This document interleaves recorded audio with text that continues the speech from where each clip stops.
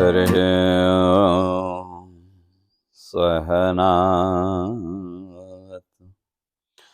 सहनौ भुनक्तु सह वीर्यं करवावहै तेजस्विनावधीतमस्तु मा विद्विषावहै। ॐ शान्ति शान्ति शान्ति। शङ्करं शङ्कराचार्यं केशवं बादरायणं सूत्रभाष्य कृतौ वन्दे भगवन्तौ पुनः पुनः। ईश्वरो गुरुरात्मेति मूर्तिभेदविभागिने व्योमवद्व्याप्तदेहाय दक्षिणामूर्तये नमः। ॐ शान्ति शान्ति शान्ति।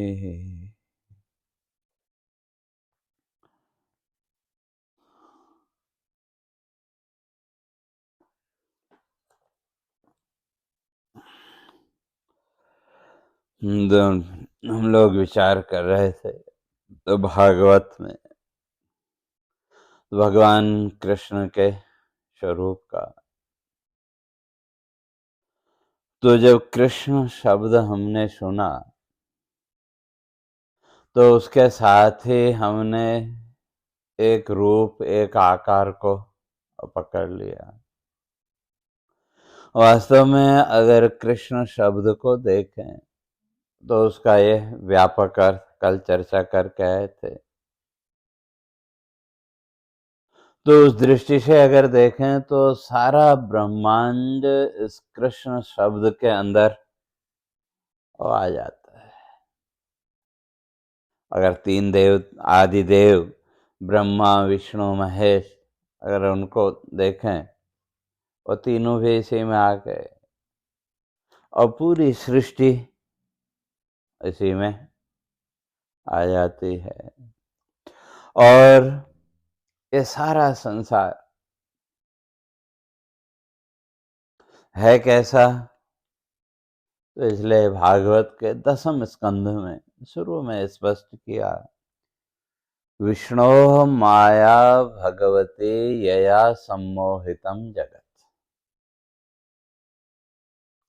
ये संपूर्ण जगत क्या है? कहते हैं विष्णो माया भगवती, भगवान विष्णु की ये माया।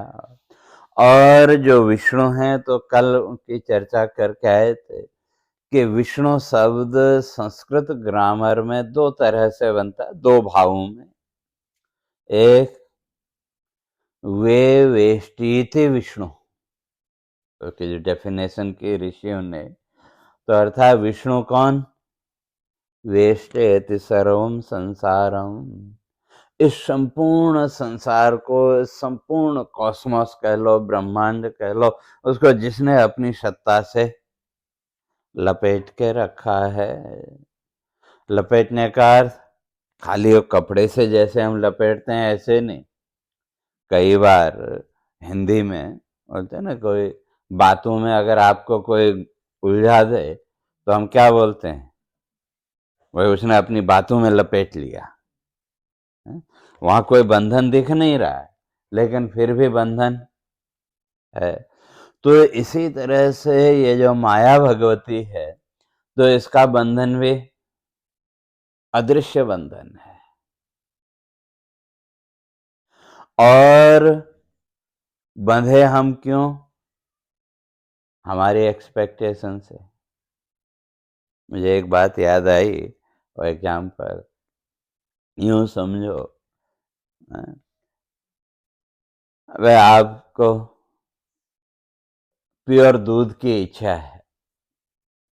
खैर यहाँ तो जो भी है ठीक है, लेकिन इंडिया में अगर देखें तो आपको चाहे वो प्योर दूध हमको मिले तो अच्छा है। अब बाजार से तो मिलना संभव नहीं है, और आपके पास जगह भी है, सुविधा भी है, तो आपने विचार किया चलो एक गाय रख लो, है? और कुछ नहीं तो भाई प्योर दूध मिलता रहेगा, है? और आपने गाय लेने का मन बनाया तो उसके लिए आपने जगह बनाई, सब कुछ तैयारी की, है?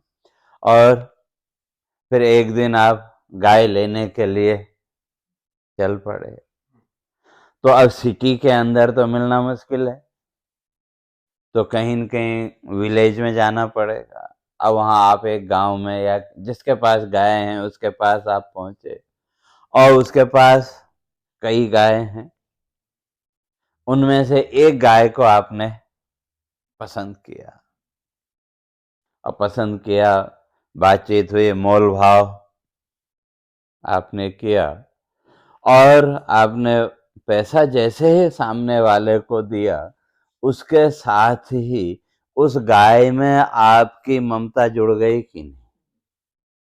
उससे पहले तक तो कुछ नहीं था।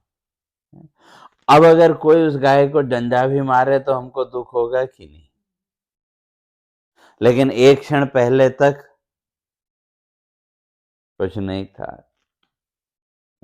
अब उसको गाय को अब लेके आना है तो ऐसे ही तो आएगी नहीं, तो हमने एक रस्सी उसके गले में बांध दी और उसको लेके चल पड़े। अब पहुंचे मेन रोड पर, तो अब वो गांव की गाय, उसने कभी वो बड़े बड़े ट्रक का वो आवाज, कभी न वो बड़े ट्रक देखे, न कभी वो आवाज सुनी। जैसे आप पहुंचे मेन रोड पर, इतने में सामने से एक बड़ा ट्रक निकल रहा है। अब वो ट्रक देख करके वो गाय डरी और भागी रस्सी छुड़ा के। अब हम उसके पीछे पीछे जाएंगे कि नहीं? तो अब प्रश्न ये है कि हमने किसको बांधा? प्रैक्टिकली तो हमने गाय को बांधा, रस्सी तो उसके गले में डाली, लेकिन बंधा कौन? हम बंध गए। बस इसी तरह से जो माया भगवती का बंधन है, कहते हैं माया भगवती का बंधन भी इसी तरह से हमको बांध के रखता है। इस जगह विष्णु माया भगवती यया सम्मोहितम जगत। और ये माया भगवती ने सारे संसार को क्या कर रखा है? सम्मोहित माने हिप्नोटाइज्ड। और अगर देखें जीवन में कहीं न कहीं हमारी सिचुएशन भी वो हिप्नोटाइज्ड आदमी के जैसे ही है कि नहीं? हमने शास्त्रों को पढ़ा, सुना, बात समझ में भी आई, और जब हम चर्चा करते हैं तो उस समय थोड़ी देर के लिए वैराग्य आदि जो कुछ भी है वो भी हमारे जीवन में आया, लेकिन फिर थोड़ी देर बाद फिर इसी संसार के चक्र में बंध जाते हैं कि नहीं? तो कैसे, क्यों, तो पता भी नहीं लगता। तो एक तरह से वो क्या है, हिप्नोटिज्म की स्थिति है कि नहीं? सब कुछ हमको पता है, जानते भी हैं, समझते भी हैं, लेकिन फिर भी वो एक हिप्नोटाइज्ड व्यक्ति की तरह फिर यही संसार के सुख दुख में ही उलझ जाते हैं। तो और ये जो माया है, इस माया के बंधन से फिर मुक्त कौन होगा? तो भगवान ने भगवद गीता में स्पष्ट किया कि मामेव ये प्रपद्यन्ते मायाम एताम तरन्ति ते, का जो मेरी शरण में जो आएंगे वो इस माया के बंधन से मुक्त हो सकते हैं, बाकी दूसरा कोई इस माया के बंधन से मुक्त नहीं हो सकता। इसीलिए ईश्वर शरणागति का नाम ही भक्ति भी है।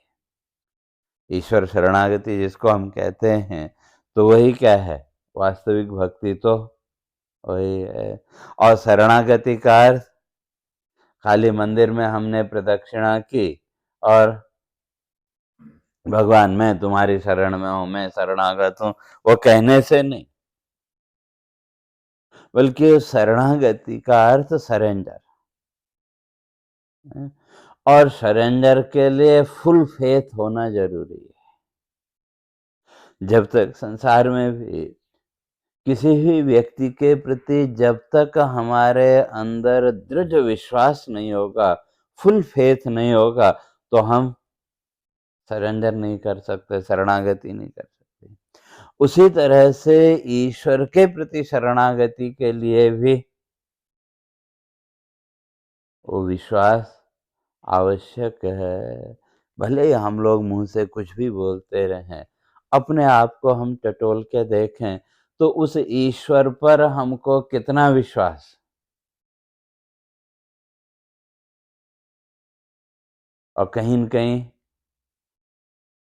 हम भूल जाते हैं। विश्वास तो है, लेकिन बीच-बीच में भूल जाते हैं। और जब फिर व्यक्ति अगर कहें पूर्ण भाव के साथ या सच्चे मन के साथ जब हम उस परमात्मा को स्मरण करते हैं, और किस तरह से हमने किया, किस रूप में किया, वो अलग बात है।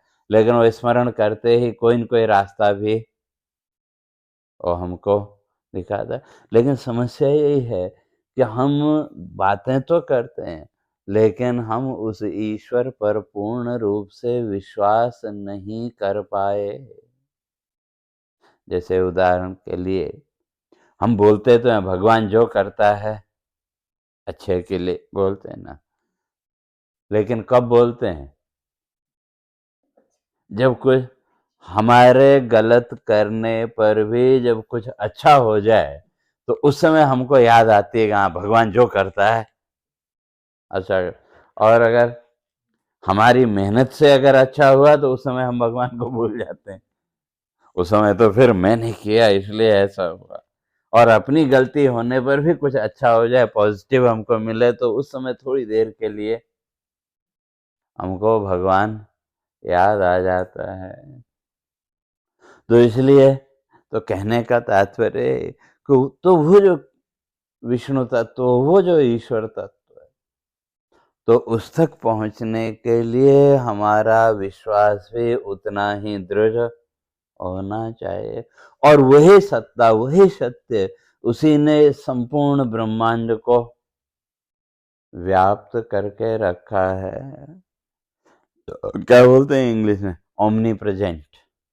वो जो तत्व है, जहां भी आप जाएंगे हर जगह वही तत्व है कि नहीं? जैसे मैंने कल भी कहा, हम इस ब्रह्मांड में जहां भी जाएं, हमको आकाश पहले से वहां मिलेगा कि नहीं? बिना स्पेस के तो हम जा नहीं सकते। तो जहां भी गए वहां हमको वो स्पेस मिला, तो उसका एग्जिस्टेंस हमसे पहले वहां है कि नहीं? तो इसी तरह से हम इस दुनिया में कहीं भी जाएं,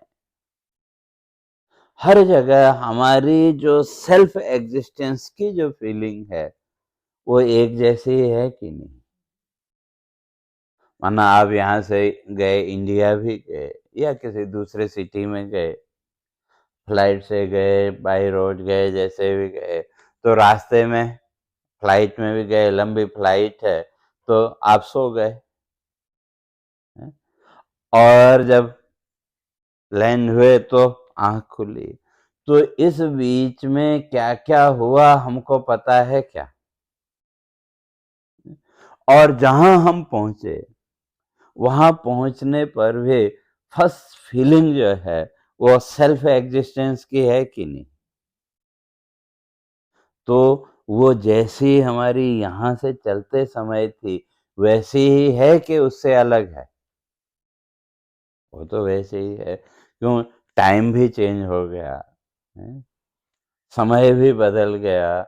और जो भौतिक है फिजिकल सिचुएशन वो भी चेंज हो गई, सब कुछ बदल गया, लेकिन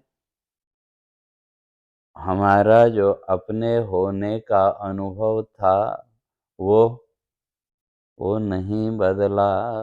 तो क्यों? क्यों अब जिस तत्व को लेकर के हमको अपने होने का अनुभव हो रहा है, तो यहाँ भी वो वैसा ही और वहाँ भी वैसा ही। अब चाहे आत्मा कह लो या जो भी कह लो, तो वो जो विष्णु तत्व है, तो इसलिए एक तो कहा कि वे वेष्टि थी, और दूसरा विष अनुप्रवेशने। कल इसकी चर्चा करके आए थे कि सुबह से लेकर के शाम तक हमने अपने कितने रूप देखे, अलग अलग रूप, माता पिता भाई बहन आदि जो कुछ भी है, और हर रूप को बनाने वाला कौन? मैं ही हूं कि कोई दूसरा? हमें।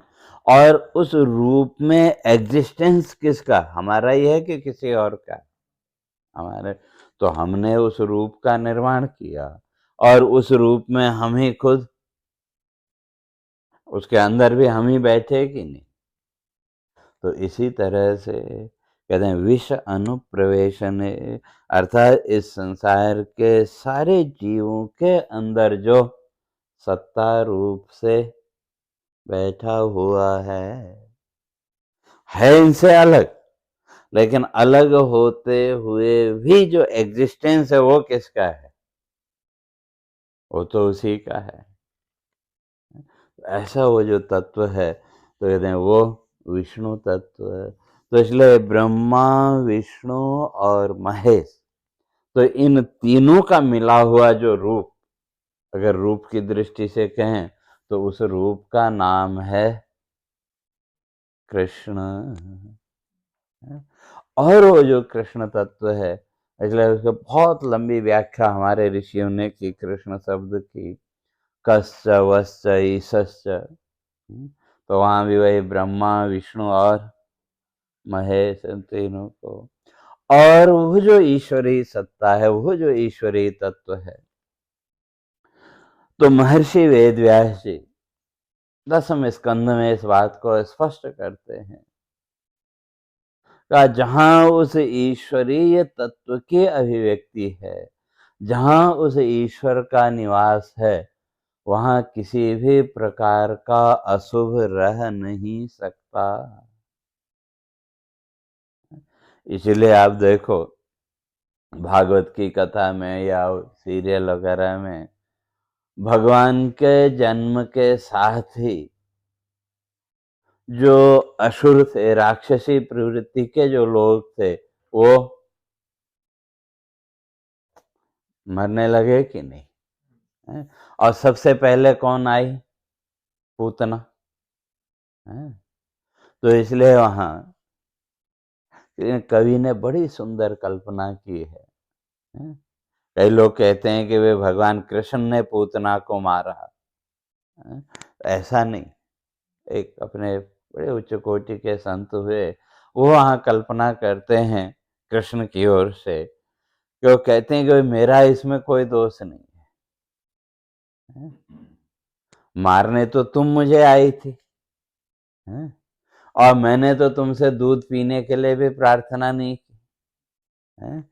और दूध पिलाने की इच्छा तुम्हारी थी।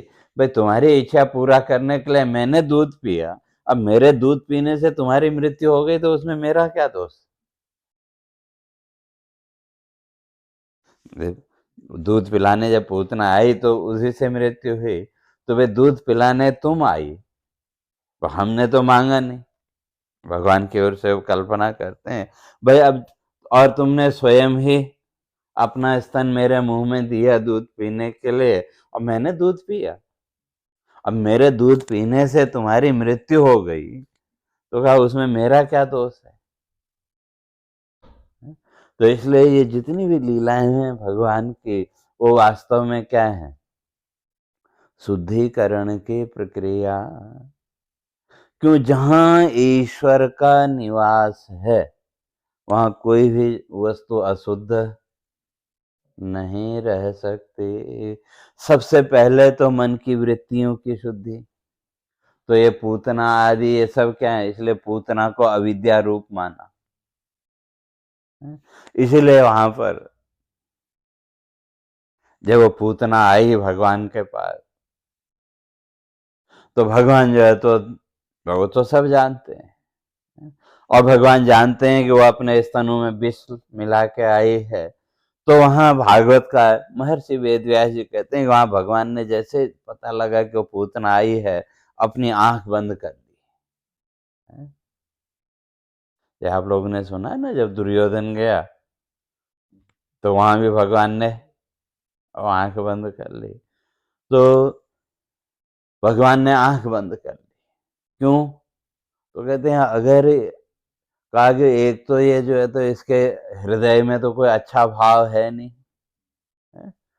अच्छा भाव लेके तो ये आई नहीं है, दुष्टता का भाव है। तो कहा जिसके हृदय में ऐसा दुष्टता का भाव हो, का उसको क्या देखना है। जैसे सामान्य जीवन के व्यवहार में भी कोई ऐसा दुष्ट व्यक्ति हो, हमको पता हो, तो हम उससे दूर ही रहते हैं कि नहीं। तो इसी तरह से वहां ऋषि कल्पना करते हैं भगवान ने भी अपनी आंख बंद कर ली। तो पहली बात तो ये कहा कि ऐसे दुष्ट व्यक्ति का मुंह क्या देखना है। इसीलिए महर्षि पतंजलि ने एक बात बड़ी स्पष्ट की। वो कहते हैं कि हमको जीवन में 4 प्रकार के व्यक्ति मिलेंगे, पापात्मा, पुण्यात्मा, सुखी और दुखी। इस संसार में 4 ही प्रकार के व्यक्ति हमको मिलेंगे, महर्षि पतंजलि कहते हैं। एक पुण्यात्मा, एक पापात्मा, एक सुखी और एक दुखी। तो जो पुण्यात्मा है, पुण्यात्मा में उच्च कोटि के संत महापुरुष जो हैं, जिनका जीवन पुण्यमय है, तो कहा पुण्यात्मा अगर जीवन में मिले तो उससे मित्रता करो। क्यों, जब पुण्यात्मा से मित्रता करेंगे तो कोई न कोई पुण्य का संस्कार हमारे जीवन में भी आएगा। इसलिए महर्षि पतंजलि ने जीवन में सुखी रहने के 4 तरीके बताए। तो कहते हैं इसलिए जो पुण्यात्मा है उसके साथ मित्रता करो, और जो पापात्मा का उससे दूरी बना के रखो। और जो सुखी व्यक्ति अगर आपको मिलता है तो कहा उसके सुख में सुख का अनुभव करो, और कोई दुखी व्यक्ति मिला तो उसके ऊपर दया करो, करुणा करो। इसलिए महर्षि पतंजलि कहते हैं ये 4 चीज अगर हम जीवन में करने में सफल हो गए तो हमारा जीवन सुखी हो जाएगा। जो दुष्ट व्यक्ति है, पापात्मा है, उससे दूरी बनाना, जो पुण्यात्मा है उसके साथ मित्रता करना, जो सुखी है उसके सुख में सुख का अनुभव करना, और दुखी के ऊपर करुणा करना। तो इसलिए भगवान ने भी वहां आंख बंद कर ली, कहा कि इसका मुंह क्या देखना है। और दूसरी बात, ये एक बात हुई, और दूसरी बात भगवान ने आंख बंद क्यों की? तो ऋषि लोग कहते हैं कि वे भगवान की दृष्टि पड़ते ही तो भस्म हो जाती पूतना, वो तो अविद्या है, अविद्या रूप है, और भगवान स्वयं ज्ञान रूप है? एक प्रकाश रूप और एक अंधकार रूप। तो प्रकाश के सामने अंधकार टिक नहीं सकता। इसलिए भगवान ने अपनी आंख बंद कर ली, कहा अगर मेरी दृष्टि इस पर पड़ गई तो ये तो यहीं भस्म हो जाएगी, तो फिर लीला कैसे होगी? क्योंकि भस्म हो गई तो फिर जिस उद्देश्य से मैं अवतार लिया लीला करने के लिए, वो फिर लीला तो होगी ही नहीं। इसलिए आंख बंद कर ली और भगवान शिव जी को याद किया है? क्यों, विषपान करना किसका स्वभाव है? भाई जब समुद्र मंथन हुआ, समुद्र मंथन में भी सबसे पहले क्या निकला? सबसे पहले विष निकला। और ये प्रकृति का नियम कह लो या जीवन की विडंबना कह लो, जब भी व्यक्ति कोई अच्छा काम करने जाता है, अपयश सबसे पहले मिलता है। अपयश माने बुराई। अच्छाई का तो बाद में होगा, लेकिन सबसे पहले क्या मिलता है? अपयश ही मिलेगा। अच्छा काम करने पर भी लोग उसमें गलतियां निकालेंगे और करेंगे। अपयश है ना, प्रसिद्धि नहीं मिलना, नेगेटिव। तो ये प्रकृति का नियम है। इसलिए वहां भी समुद्र मंथन जब किया तो सबसे पहले क्या निकला? हलाहल विष। और जीवन का भी सिद्धांत यही है। जब भी हम कहीं अच्छा कुछ करने जाते हैं तो सबसे पहले बुराई हमको मिलती है और हम लोग वहीं पर घबरा जाते हैं। और सामान्य व्यक्ति तो वहीं पर विचलित हो जाता है कि मैं इतना अच्छा कर रहा हूँ, कोई मानता ही नहीं, इसलिए वो छोड़ देता है। लेकिन जो विचारशील हैं वो फिर उसकी चिंता नहीं करते, वो अपने रास्ते पर आगे बढ़ते चलते हैं। तो इसलिए वहां फिर भगवान से कृष्ण भगवान शिव जी से प्रार्थना करते हैं, कहा भगवान आप आओ, क्यों विष पान करना तो आपका स्वभाव है, हैं? इसलिए विष आप पियो, दूध में पीता हूं।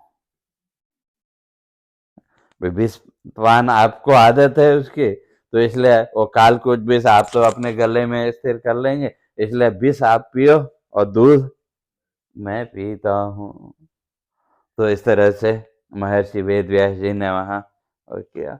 तो कहने का अर्थ ये कि जहां ईश्वरीय भाव है, ईश्वर जहां, ईश्वरीय तत्व जहां प्रकट होगा, वहां किसी भी प्रकार का कोई अशुभ रह नहीं सकता। तो कैसे? तो महर्षि वेद व्यास जी ने भगवान के प्राकट्य से पहले इस बात को स्पष्ट किया। वो जो कंस है, तो कंस ने वसुदेव और देवकी को कैद में रखा, उनको बंदी बना लिया। और फिर बाद में जब वसुदेव जी ने उसको समझाया कि भाई तो देवकी को मारने को तैयार हो गया, तो वसुदेव जी ने उसको समझाया, कहा कि भाई तुमको तो इसके पुत्रों से डर है ना, कहा मैं तुमको इसके पुत्र लाके दे दूंगा, जैसे पुत्र का जन्म होगा, जो भी बच्चा जन्म लेगा मैं तुरंत तुमको लाके दे दूंगा। और कंस जानता था कि वसुदेव कभी झूठ नहीं बोलते, इसलिए उनकी बात को मान के उसने वसुदेव और देवकी को उस समय तो मुक्त कर दिया। और जब पहले बालक का जन्म हुआ तो तुरंत वसुदेव जी उसको लेकर के कंस के पास पहुंच गए। अब जब कंस के पास पहुंचे तो उनकी वचन निष्ठा देख करके कंस बड़ा खुश हुआ, कहा कि भाई नहीं, मैं इसकी हत्या क्यों करूं, भाई मुझे तो 8वें संतान से भय है ना, मेरा शत्रु तो आकाशवाणी ने कहा कि 8वां गर्भ होगा, तो इसलिए कहा तुम ले जाओ इसको। अपने वचन का पालन किया तो उसने कह दिया। और इधर नारद जी प्रकट हो गए, और जो नारद जी हैं वास्तव में अगर देखें तो हमारी मन की वृत्ति के प्रतीक, क्योंकि उलझन पैदा करने वाला कौन है? हमारा मन ही है। इसलिए नारद जी को भी मन का प्रतीक माना, और भी अलग अलग हिसाब से लक्षण से। और नारद जी ने आके कंस को समझाया कि भाई क्या कर रहा है तू, क्यों कि वो जब तक वो पाप नहीं करेगा, अब हम लोग बोलते हैं ना पाप का घड़ा भर गया, तो तब तक भगवान का प्राकट्य नहीं होगा। तो इसलिए नारद जी ने आकर के उसकी बुद्धि को घुमा दिया। कहा वे 8वां गर्भ का है ना, तो कहा 8वां गिनो, तो उन्होंने 8 बिंदियां ऐसे गोलाई में रख दी, कोई निशान, 8 चीजें ऐसे गोल राउंड में रख दी, कहा गिनो 8वां कौन सा है, तो कहा कि भगवान विष्णु छलिया है, तो इसलिए तो कोई भी 8वां हो सकता है। तो उसकी जब बुद्धि घूम गई, आसुरी वृत्ति जब जागृत हो गई, तो फिर से उन्होंने जो है तो उनको कंस ने क्या किया, वसुदेव देवकी को फिर जेल में डाल दिया और उनके 6 पुत्रों की हत्या कर दी। और 7वां जो पुत्र है वो योग माया के द्वारा देवकी के गर्भ से उसको रोहिणी के गर्भ में योग माया ने स्थापित कर दिया। तो इसे बलराम जी रोहिणी पुत्र। तो वहां तो इधर हल्ला हो गया कि उसका मिसकैरेज हो गया, लेकिन वो योग माया ने क्या किया, उस गर्भ को वहां से उठा के वसुदेव जी की जो दूसरी पत्नी थी रोहिणी, उसके गर्भ में स्थापित कर दिया। और अब जब 8वें गर्भ की बारी आई, तो अब जब 8वें गर्भ का समय आया, जब तो द्वारपालों ने जाके वो कंस को सूचना दी कि वे अब जो है तो 8वें गर्भ का भी प्रकट होने का समय आ गया है। तो जैसे ही कंस को पता लगा तो वो अपने राजमहल से निकला कि आज तो अब देवकी को मार ही देना है, अब न रहेगा बांस न बजेगी बांसुरी। देवकी को ही खत्म कर दें तो न 8वें गर्भ का जन्म होगा न मेरा शत्रु पैदा होगा। तो घर आपने महल से यही निश्चय करके वो निकला। और जैसे ही वो कारागृह में पहुंचा, महर्षि वेदव्यास जी कहते हैं कि उसने जैसे ही देवकी को देखा, देवकी को देखते ही उसकी बुद्धि बदल गई। तो तब वहां वो जो कंस है वो विचार करने लगा कि मध्य में करणीयम स्यात् यदर्थ तंत्रो न विनिहन्ति विक्रमम।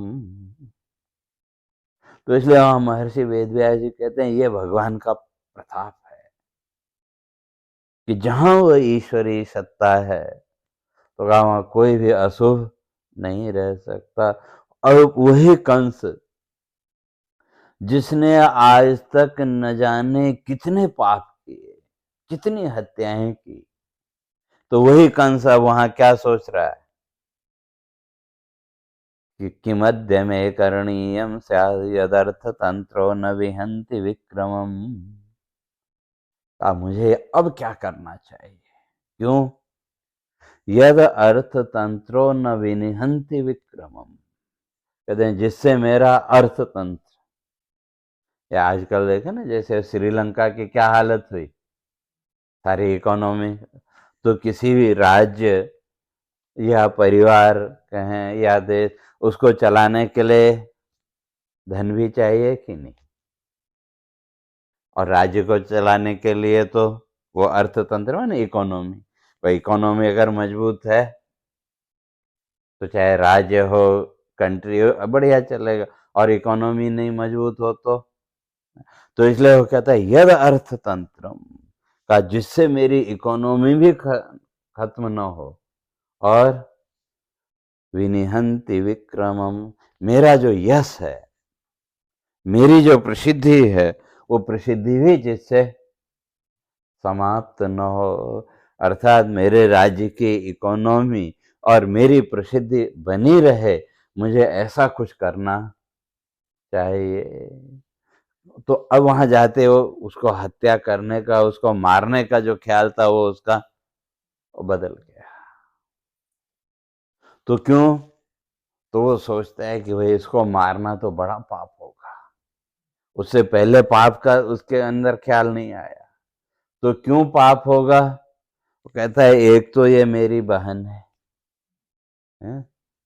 दूसरी स्त्री है, और तीसरी गर्भवती है। 3 कारण वहां कंस गिनाता है। तो एक तो ये मेरी बहन है, भाई रिश्ते में भी अपनी बहन की हत्या करना तो ये भी घोर पाप है। और चलो बहन नहीं भी है तो स्त्री है, और सबसे महत्वपूर्ण बात का ये प्रेग्नेंट है, गर्भवती है, तो ऐसी स्त्री की हत्या करना तो कहता है ये तो घोर नरक में जाने वाली बात है। इसलिए मुझे कुछ ऐसा करना चाहिए कि जिससे मेरा यश, मेरी यश प्रतिष्ठा बनी रहे। इतना ही नहीं, फिर आगे सोचता है कि अगर मैंने इसकी हत्या कर दी तो क्या होगा। देहे मृते मनुजा सपंती, कहते हैं यहाँ तो मेरा अपयश होगा ही होगा, लेकिन मरने के बाद भी लोग मुझे श्राप देंगे। आज भी कोई ऐसा कोई दुष्ट कर्म अगर करे तो उसके मरने के बाद भी उसके लिए आपके हृदय से अच्छे भाव निकलते हैं कि बुरे? बुरे ही निकलते हैं। तो वही कंस वहां सोचता है कि भाई अगर मैंने ये पाप किया, मैंने इसको मार दिया तो क्या होगा। देहे मृते मनुजा सपंती, मैं जब तक मैं जीवित हूं तब तक भी मुझे अपयश ही मिलेगा, और मरने के बाद भी का इस पृथ्वी के लोग मुझे श्राप देंगे। और फिर विचार करता है अपयश तो मृत्यु से भी बड़ा है। अपयश, निंदा जो है तो वो तो मृत्यु से भी ज्यादा बड़ा दुख है। तो इसलिए ये सब विचार करते हुए वो वहां से वापस लौट आया। तो इसलिए महर्षि वेदव्यास जी कहते हैं ये है ईश्वरीय प्रभाव। अर्थात जहां भी, जिस घर में भी भगवान की पूजा वंदना जो कुछ भी, जितना भी हम कर पाते हैं, तो कहते हैं वहां किसी भी प्रकार का अशुभ भाव नहीं रह सकता।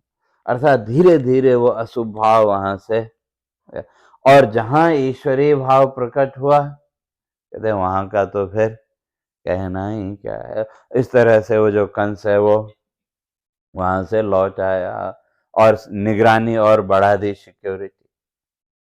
और आगे क्या हुआ वो तो आप सबको पता है। और उधर जो है तो देवता लोग भगवान के प्रकट होने से पहले भगवान की स्तुति करते हैं। और कथा वगैरह में कोई भी कथा करे देवताओं की स्तुति, उसको गर्भ स्तुति के नाम से भागवत में, तो कोई उसकी चर्चा वो नहीं करते। तो देवता लोग भगवान के प्रकट होने से पहले भगवान की स्तुति करते हैं, वहीं कारागृह में, जेल में आकर के सब।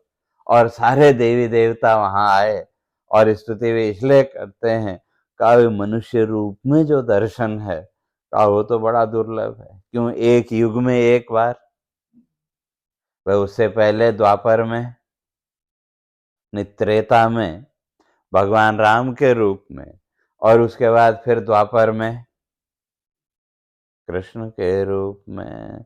और कृष्ण के उस अवतार को कितने दिन हो गए पता है? 5224 वर्ष हो चुके हैं, या कलयुग को शुरू हुए भी समझ लो। और भगवान कृष्ण का जो जीवन काल था तो शास्त्र आदि के हिसाब से 125 वर्ष का, जिन्होंने खोज की, रिसर्च किया ग्रंथों के हिसाब से, उन्होंने ये निकाला कि वे 125 वर्ष तक भगवान इस मृत्यु लोक में रहे थे। और भगवान के जाने के बाद फिर कलयुग का आरंभ हुआ, तो कलयुग को भी 5124 वर्ष हो गए, और भगवान को 5224 वर्ष लगभग अवतार लिए हो गए। और फिर महाभारत को भी वही लगभग 5000 वर्ष तो हो गए। तो वो जो भगवान है, जब वहाँ भगवान के प्रकट होने से पहले, और सारे देवी देवता इसलिए आए कि वे मनुष्य रूप में हमको भगवान का दर्शन मिले। तो वहाँ भगवान की पहले स्तुति करते हैं, वंदना करते हैं। क्या? सत्यव्रतम सत्यपरम त्रिसत्यम, सत्यस्य योनिं निहितं च सत्ये, सत्यस्य सत्यमृत सत्यनेत्रम, सत्यात्मकं त्वां शरणं प्रपन्ना। कहते हैं वो जो परमात्मा है वो कैसा है? सत्यव्रतम सत्यपरम त्रिसत्यम, सत्यस्य सत्यम निहितं च सत्ये, सत्यस्य योनिम निहितं च सत्ये, सत्यस्य सत्यम ऋत सत्य नेत्रम, सत्यात्मकम त्वाम शरणम प्रपन्ना। वो जो परमात्मा है वो सत्य स्वरूप है। तो कैसे? का सत्य व्रतम, तो यहाँ व्रतम संकल्प, जिसका संकल्प सत्य है, जिसका संकल्प कभी भी असत्य नहीं हो सकता। आपने जो संकल्प किया तो वो संकल्प कभी अधूरा नहीं रह सकता। एक तो अर्थ ये, और दूसरा, अगर उस परमात्मा तक पहुंचना है, उस ईश्वरीय तत्व तक पहुंचना है, तो हमारा जो संकल्प है वो भी कैसा? सत्य संकल्प। हमारा जो संकल्प है वो भी कैसा हो? सत्य का संकल्प। तो कैसा? तो हरिश्चंद्र की कथा तो आप लोगों ने सुनी हो कि एक बार स्वप्न में विश्वामित्र जी ने, वो दूसरे ऋषि, स्वप्न में राजा ने सपना देखा हरिश्चंद्र ने, तो मैंने तो विश्वामित्र जी को सब कुछ दान कर दिया। सपना देखा और सुबह जब उठा तो दरवाजे पे महर्षि विश्वामित्र आके खड़े हो गए। वो तो उसकी परीक्षा लेनी थी कि वह कितनी उसकी सत्य के ऊपर निष्ठा है। तो विश्वामित्र जी को दरवाजे पर देखा तो नमस्कार किया, तो कहा भगवान क्या सेवा करूं? कहा भाई मेरे दान की वस्तु। तो कहा तुमने दान किया था ना सपने में? कहा किया था। कहा लाओ। तो हरिश्चंद्र ने कहा भगवान आइए लीजिए अपना राजपाट। तो अब वो राजसी कपड़े पहन के जाने लगे, तो कहा नहीं उतारो ये, भाई ये राज्य की संपत्ति है, तुम्हारी नहीं है, तुमने दान कर दिया है। तो इसलिए भाई शरीर ढकने के लिए सामान्य जो वस्त्र है वो, सामान्य वस्त्र तो भाई दे सकते हैं, बाकी तो ये राज्य की संपत्ति है, दान है, इसलिए इसमें तुम्हारा अधिकार नहीं है। और नौकर चाकर कुछ नहीं। तो अब राज्य विश्वामित्र के पास पहुंच गया है, और कुछ धन का भी वो था, तो उस धन के लिए वो सारा राज्य वगैरह वो देना पड़ा।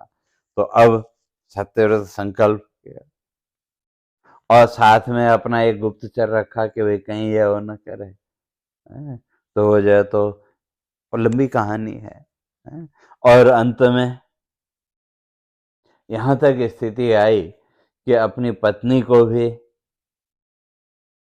एक साहूकार के यहाँ नौकर रखना पड़ा काशी में, और स्वयं जो है तो शमशान घाट में, तो शमशान घाट में चौकीदारी का कर लेने का काम वो करने लगे।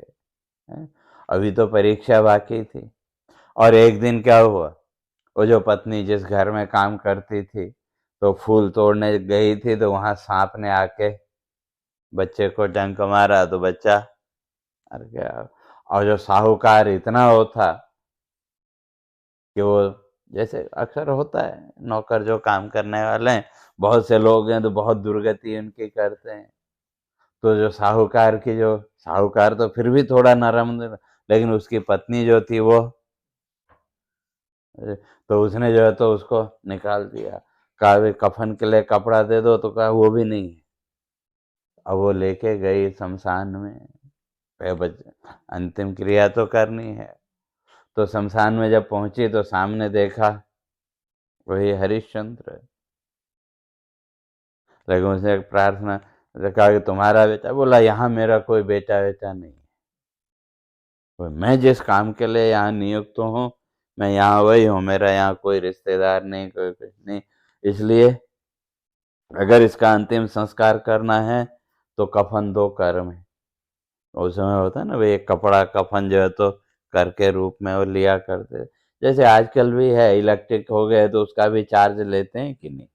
तो अब उसके पास बेचारी के पास कुछ नहीं था, तो अपनी ही साड़ी फाड़ने लगी। तो उस समय फिर जो है तो विश्वामित्र ऋषि प्रकट हुए, तो फिर उनको उनका सारा राजपाट और लौटा है। तो वो तो परीक्षा। तो इसलिए उस ईश्वरीय तत्व तक अगर पहुंचना है तो कहीं न कहीं हमको भी अपने अंदर उस सत्य संकल्प को, सत्य निष्ठा को दृढ़ करना पड़ेगा।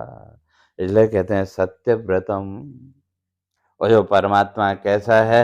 सत्य व्रतम, उसका संकल्प सत्य है। और सत्य परम, और परम शब्द के दो अर्थ हैं। परम माने सर्वश्रेष्ठ, और परम का अर्थ सूक्ष्म भी होता है, अत्यंत सूक्ष्म।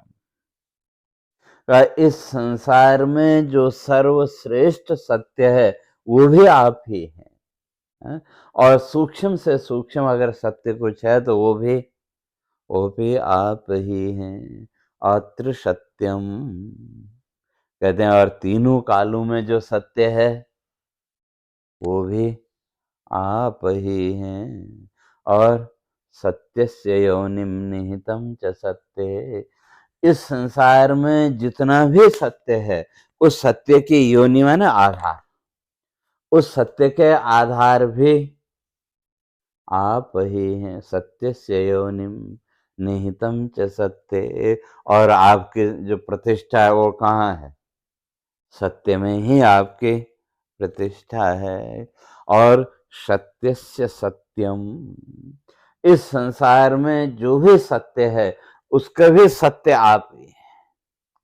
अर्थात ये संसार की जितनी भी वस्तुएं हमको सच्ची सी लगती हैं, कहते हैं उसका आधार भी आप ही हैं।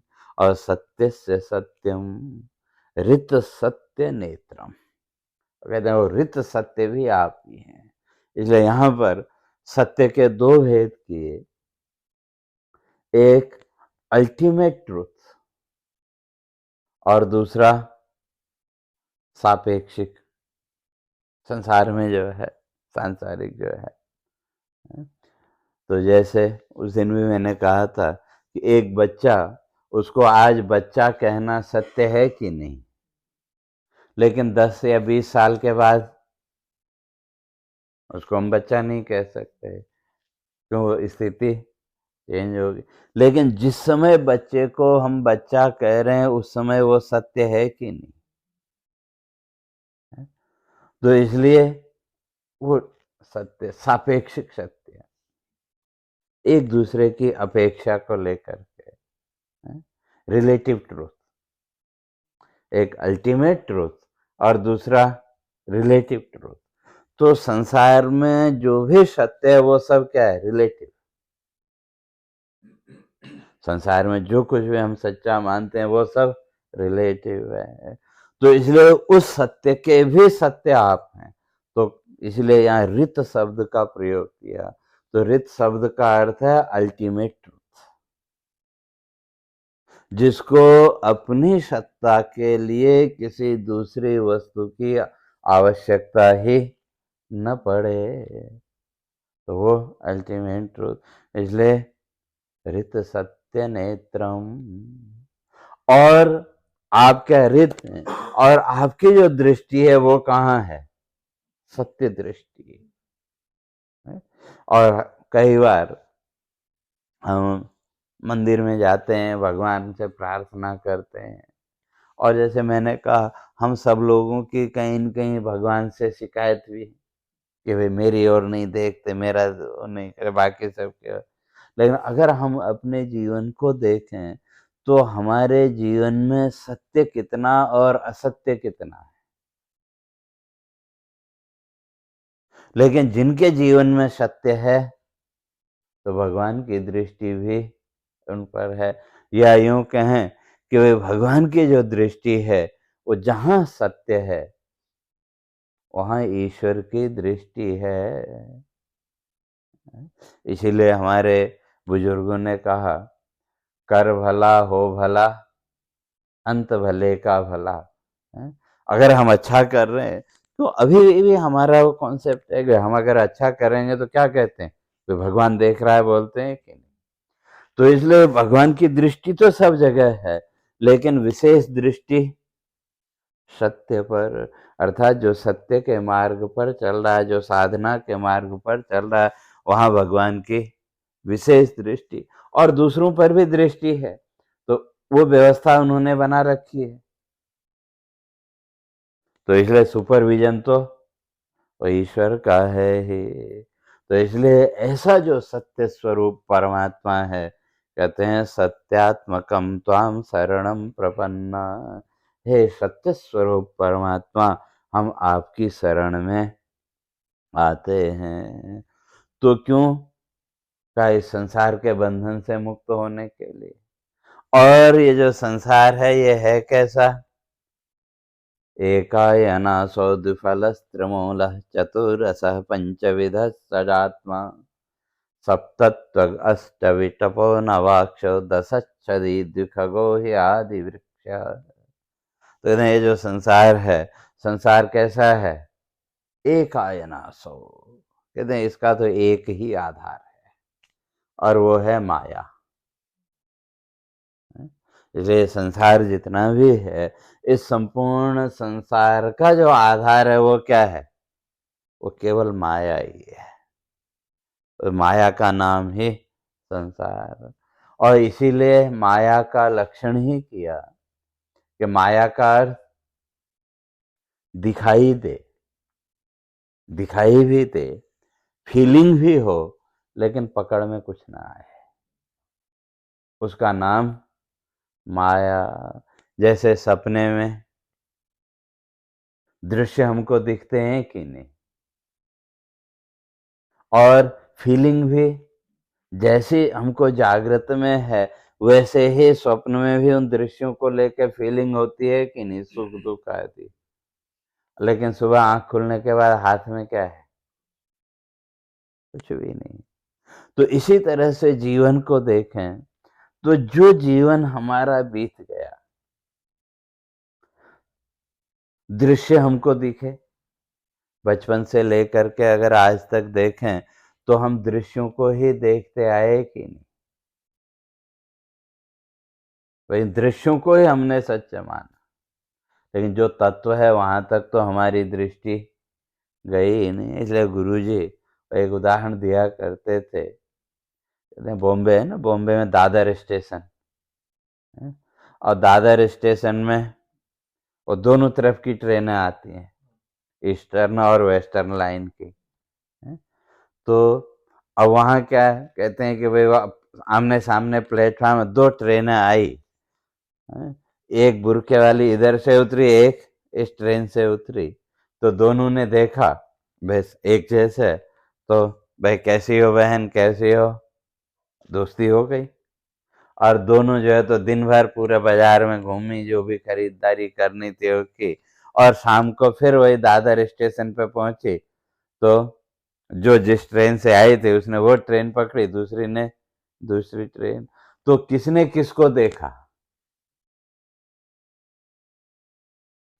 तो बुरके ने बुरके को देखा, क्यों? वो भी बुरके में, भाई शक्ल उसको भी नहीं पता, उसको भी नहीं पता। तो फिर किसने किसको देखा? बुरके ने बुरके को देखा, भाई अंदर कौन है वो तो देखा ही नहीं। तो वही स्थिति जीवन में हमारी भी है कि नहीं? हम तो खाली ये जो रूप रंग है इसी को देखते रहे, अंदर जो आत्म तत्व है उसका हमने कितना विचार किया? चाहे दूसरे की बात करें या अपनी भी अगर हम बात करें, तो अपने भी हम इसी रूप को ही देखते रहे कि नहीं, बचपन से लेके आज तक। शरीर को लेके कह लें या रूप को लेके कह लें, हैं? तो इसलिए ये जितना भी है, तो बचपन से लेके आज तक हम इन दृश्यों को, रूपों को ही देखते रहे कि नहीं? लेकिन हमारे हाथ में क्या है? कुछ यादों के अतिरिक्त और हमारे पास क्या है? जो भी जीवन हमारा बीता, अच्छा बुरा सुख दुख जो कुछ भी है, उसके कुछ चंद स्मृतियों के अतिरिक्त हमारे पास क्या है? कुछ यादें करते हैं, क्यों सारी यादें भी नहीं है, पीछे की सारी बातें याद हों ऐसा भी नहीं कह सकते। कुछ खास खास जो घटनाएं होती हैं वो हमारे मानस में तो वो याद रहती हैं। तो जैसे सपने का सुबह आंख खुलने के बाद यादों के अतिरिक्त हमारे पास क्या है, तो उसी तरह से जो भी हमारा जीवन बीता, कहते हैं उसके भी यादों के अतिरिक्त हमारे पास और कुछ है नहीं। और जहाँ तक जीवन की बात, तो माया, तो इसलिए कहा माया का अर्थ दिखाई दे, प्रतीति भी हो, लेकिन हाथ में कुछ नहीं। जैसे जादूगर का खेल, और जो जादूगर है, पहले तो वे रोड के किनारे दिखाते थे इंडिया में, तो अब धीरे धीरे टेक्नोलॉजी बढ़ी तो अब बड़े बड़े हॉल पे अब उसका टिकट भी है, वो सब कुछ है। और हम लोग भी जादू का खेल देखने जाते हैं कि नहीं? हमको पता है कि वहां कुछ है नहीं, लेकिन फिर भी हम वो खेल देखने जाते हैं कि नहीं? और वहां गए, हमने पैसा भी खर्च किया है? क्योंकि वो रोड के किनारे वाले तो वो आपके अंदर भय पैदा करके पैसा ले लेते हैं। रोड में जो जादू का खेल दिखाने वाले हैं, वो उनका वो है, वो आपके अंदर एक डर बैठा देंगे, ऐसा नहीं करो तो आदमी तुरंत निकाल के, ठीक है उसकी रोजी रोटी है। और जो बड़े बड़े हॉलों में, तो वहां डर दिखाने की जरूरत नहीं, क्यों वहां पहले ही उन्होंने, और हम टिकट लेके आप जा रहे हैं तो उन्होंने पहले ही आपका ले लिया जो लेना था। तो अब वहां जब आप गए, अब चाहे वो रोड पे जादू का खेल दिखाने वाला हो या वो बड़े बड़े हॉलों में दिखाने वाला, दोनों एक ही काम करते हैं। खेल शुरू करने से पहले आपको कुछ डायरेक्शन देते हैं कि नहीं, भाई ऐसा करना, ऐसा नहीं करना। और उतनी देर में उसने क्या किया, जब हमने उसके डायरेक्शन को फॉलो किया, तो उसने अपनी संकल्प शक्ति के द्वारा हमारी संकल्प शक्ति को बांध दिया। कभी वो देखा हो खेल, तो देखना कि जब आप मूवी देखते हैं, मूवी का टाइम भी वही 2.5-3 घंटे का होता है कि नहीं? और जो आजकल बड़े बड़े हॉलों में जादूगर खेल दिखाते हैं, उसका टाइम भी वही 2.5 से 3 घंटे का। लेकिन जब आप मूवी देखते हैं तो आपके मन में कोई न कोई विचार चलेगा, कोई न कोई संकल्प चलेगा। लेकिन जब आप वो जादू का खेल देखते हैं तो उतनी देर के लिए आपका मन एकदम ब्लैंक हो जाता है। बाद में आप प्रशंसा करें वो करें, लेकिन उस समय अगर कभी देखा तो ध्यान दे के देखना, उस समय आपके मन में कोई संकल्प विकल्प नहीं होता। तो अब वो जादूगर क्या करता है, जब उसने हमको निर्देश दिया ऐसा करो, तो उसके द्वारा उसने क्या किया, एक तरह का हिप्नोटिज्म कह लो, या उसने अपने संकल्प से हमारी संकल्प शक्ति को बांध दिया। अब संकल्प वो करता है, दृश्य हमको दिखाई देता है, होता कुछ नहीं, संकल्प उसने किया और दृश्य हमको दिखाई देना। जैसे जब कभी आप किसी विचार में डूबते हैं, तो उस समय भी संकल्प करते हैं कि नहीं, और उस संकल्प के साथ ही हमारे सामने वो चित्र आ जाते हैं कि नहीं। किसी की आपको याद आ गई या कोई भी, तो उसके साथ ही क्या हुआ, ऐसा होता तो अच्छा था, ऐसा करते तो अच्छा था, वो छोटे छोटे हमने संकल्प किए, उस संकल्प के साथ ही वो दृश्य हमारे सामने आने लगे कि नहीं। तो वो जादूगर भी वही काम करता है, तो उसी का नाम है माया। भाई दिखाई भी दे, उसकी फीलिंग भी हो, लेकिन हाथ में कुछ न रहे। तो उसी हिसाब से अगर हम जीवन का विचार करके देखें, तो आज तक जितना भी जीवन हमारा बीता, हमको दिखाई दिया, दृश्य तो हमने देखे, उनकी फीलिंग भी हुई, लेकिन हमारे पास क्या है,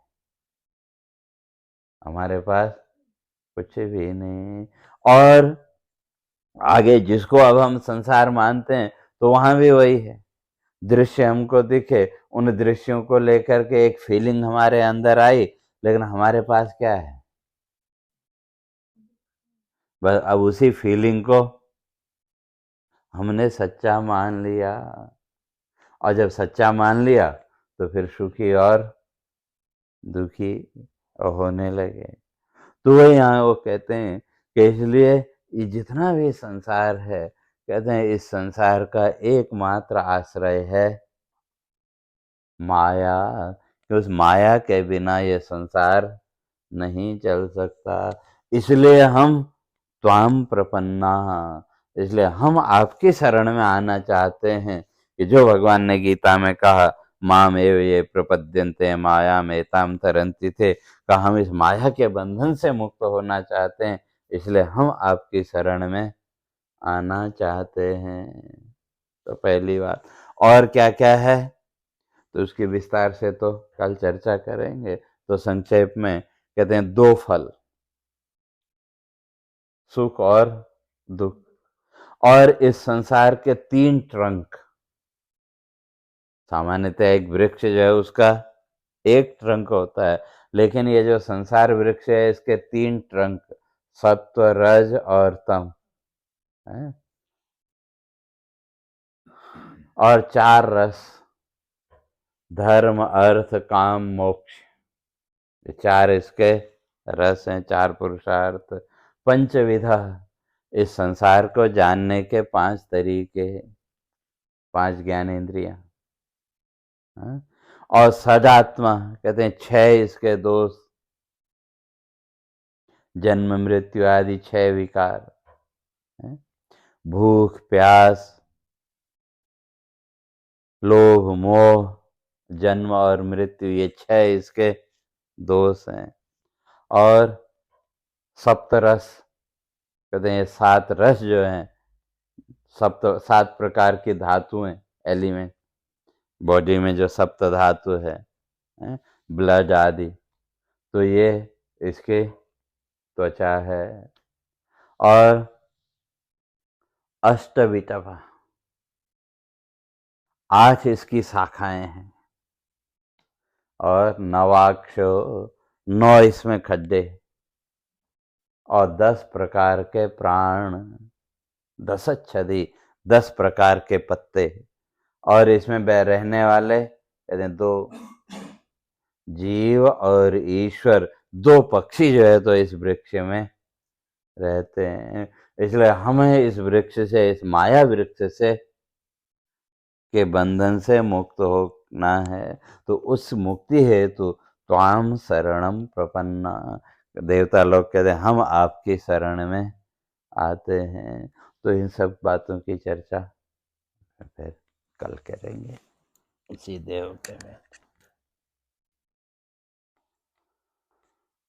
हरे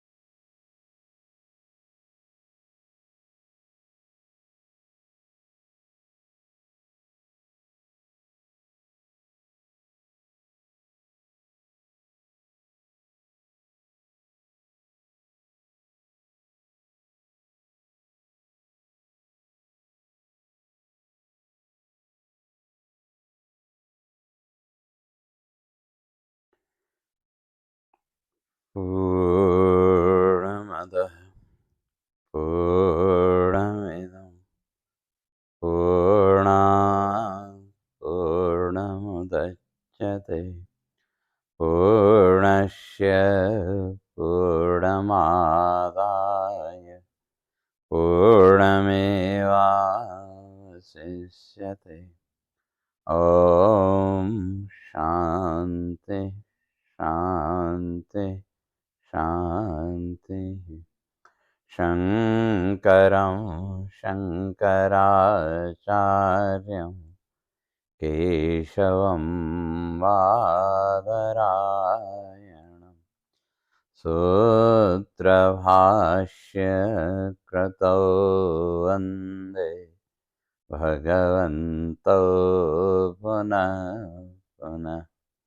ईश्वरो गुरुरात्मेति मूर्तिभेदविभागिने व्योमवद्व्याप्तदेहाय दक्षिणामूर्तये नमः।